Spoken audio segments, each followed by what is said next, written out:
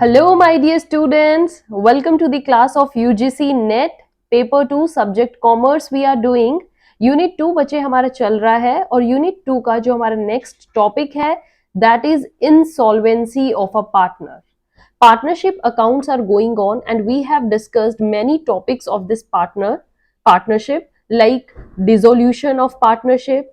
Then we discussed how the ratios are calculated, what happens if there is goodwill in this partnership, when a partners retire, what happens on the death of the partner. There are many things, and today this session is about insolvency of a partner. Okay जब एक partner insolvent हो जाता है तो उसकी liabilities पर क्या फर्क पड़ता है, फर्म की लाइबिलिटीज पर क्या फर्क पड़ता है, फर्म के बिजनेस कैसे अफेक्ट होता है, वो सब आज हम जानेंगे। और ये से रिलेटेड भी क्वेश्चन यूजीसी नेट में आए हैं बच्चे। Don't take it like a burden, try to understand each and every concept and I am giving you surety बच्चे कि आपके यूजीसी नेट में फ्रॉम दिस यूनिट कुछ भी नहीं मार्क्स आपके कोई भी डिडक्ट होगा। ओके बहुत अच्छे से समझना, और इन्हीं सिलेबस में से इन्हीं कॉन्सेप्ट से ही क्वेश्चन आपको आता है। एक एक वर्ड को अपने माइंड में बिठा लीजिए, नोट्स बनाइए, उनको रिवाइज कीजिए और उसको एक अपना रिपीटेशन पर कॉन्टिन्यूटी बना लीजिए, right. So what it says that one of the way through which a partner is no more a part of partnership, कि एक पार्टनरशिप का पार्ट इस तरीके से भी नहीं होता when he becomes insolvent और by his insolvency। जब वो इंसॉल्वेंट हो जाता है या इंसॉल्वेंसी आ जाती है तो उस केस में भी एक पार्टनरशिप का पार्ट नहीं रहता है and he has to become an outgoing partner. वो खुद ब खुद पार्टनरशिप से अलग हो जाएगा because now he is in the insolvent condition. All right बच्चे, एंड दिस इंसॉल्वेंसी जो है ये आपको गिवन है in the section 34 clause 1, 34 clause 1 of IPA, that is Indian Partnership Act का हमारा 1932 का एक्ट। दिस सेक्शन 34(1) क्या बताता है that an insolvent is not allowed to continue as a partner।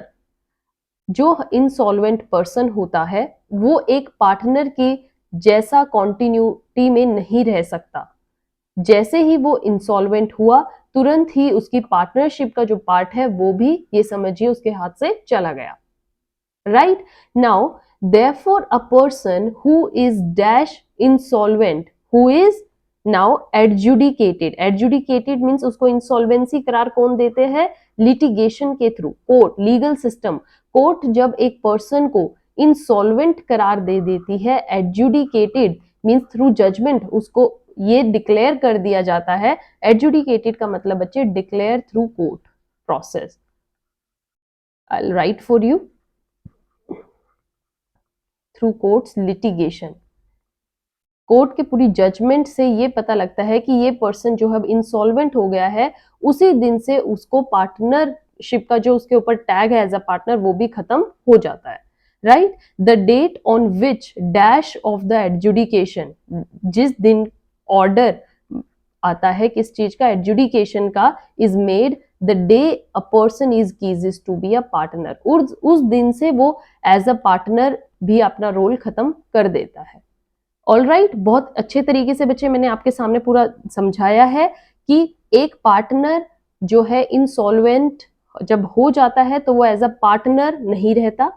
जो वो पर्सन है जैसे ही उसके ऊपर एडजुडिकेशन का ऑर्डर पास हुआ या इंसॉल्वेंसी करार हुई वो पार्टनर नहीं रहता। Date, remember that the date on which this order came, that day is assumed to be the day the person ceases to be a partner of the partnership firm, right। Now whether on adjudication the firm is dash or not, ये अलग चीज है कि adjudication के बाद the firm is dissolved और not, कि firm को डिसॉल्व करेंगे या नहीं, that depends upon the agreement between the partners, की पार्टनर्स के बीच में जो एग्रीमेंट हुआ है वो उस चीज पर डिपेंड करता है। तो इंसॉल्वेंसी जो होती है, इंसॉल्वेंसी ये डिक्लेयर नहीं करती कि जो फर्म है वो भी डिसॉल्व हो जाएगी, नहीं, फर्म कंटिन्यू रह सकती है। That depends on the agreement, कि उनके बीच में जो एग्रीमेंट बना है उसमें क्या टर्म्स एंड कंडीशन है वो उस पर बेस्ड है। बट अभी के लिए क्या मान लिया जाता है कि फर्म कंटिन्यूटी में ही है। Then we will see what is the liability of an insolvent partner. Insolvent partner की क्या लाइबिलिटीज रहती हैं, ये तो हमने देख लिया बच्चे कि कैसे उसके 34(1) कैसे बताता है कि वो इंसॉल्वेंसी किस दिन से उसकी पार्टनरशिप किस दिन से छीन ली जाती है इंसॉल्वेंट होने पर। नाउ वी विल सी कि लाइबिलिटी पर क्या इफेक्ट पड़ता है। So here it is where the partner agrees to continue, जब पार्टनर ये एग्री कर लेते हैं कि हम क्या करेंगे, कंटिन्यू द पार्टनरशिप या बिजनेस, कि हम अपनी पार्टनरशिप को कंटिन्यू में रखते हैं after the adjudication, means order आने के बाद, कि ए बी सी थे, ए बी एंड सी, सी जो है वो इंसॉल्वेंट करार हो चुका है तो ये तो पार्टनर अब रहेगा नहीं। बट अगर ए एंड बी ये डिसाइड करते हैं कि हम अपनी फर्म को कंटिन्यूटी में ही रखना चाहते हैं, तो जो estate of insolvent partner means share या जो भी उसका पार्ट होगा, शेयर ऑफ इंसॉल्वेंट पार्टनर, वो लायबल नहीं रहेगा for the act of the firm. ये तो बिल्कुल अंडरस्टूड है बच्चे कि जो भी पार्टनर का, जो भी इंसॉल्वेंट पार्टनर का स्टेट होगा, पार्टनरशिप में जो भी उसका शेयर होगा, अब वो आप नेक्स्ट वो ऑर्डर आने के बाद उस पार्ट को उसके लिए लायबल नहीं कर सकते कि अगर लेटर ऑन कोई लाइबिलिटी अराइज हुई तो वो लाइबिलिटी वही लोग बियर करेंगे जिन्होंने आगे उस बिजनेस को कंटिन्यू करने का फैसला लिया था। समझ आ गई ना बच्चे।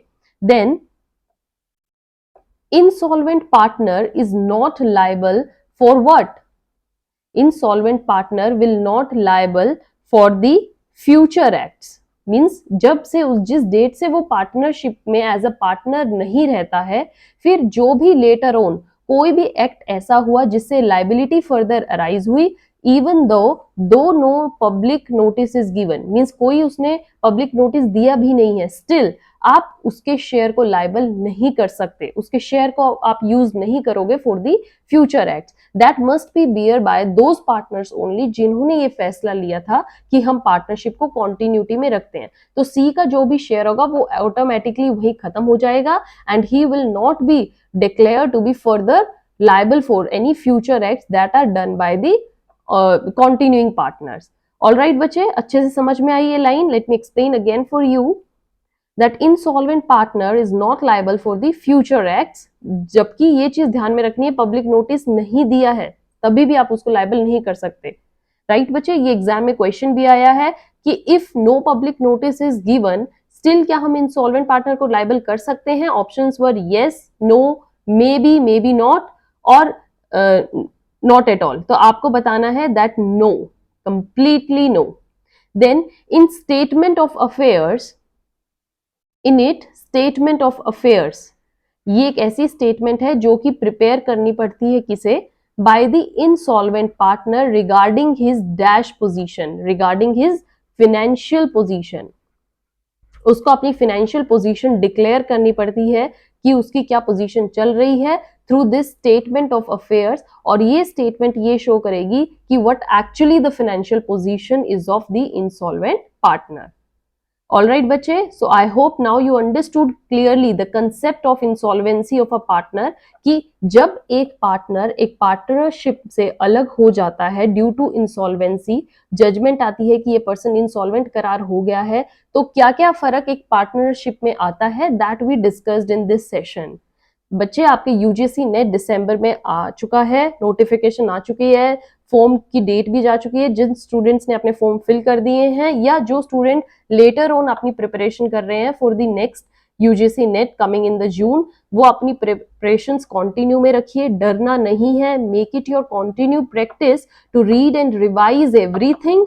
You have to repeat this whole thing again and again. Start making your notes and maintain this consistency. Consistency is the key to success, again I am saying, and you will surely achieve your target. This is I am saying to you, these are my words. कि आपको achievement जरूर मिलेगी, success जरूर मिलेगी, but आपको कोई भी session skip नहीं करना है और एक दिन की भी पढ़ाई लेट नहीं करनी है, राइट?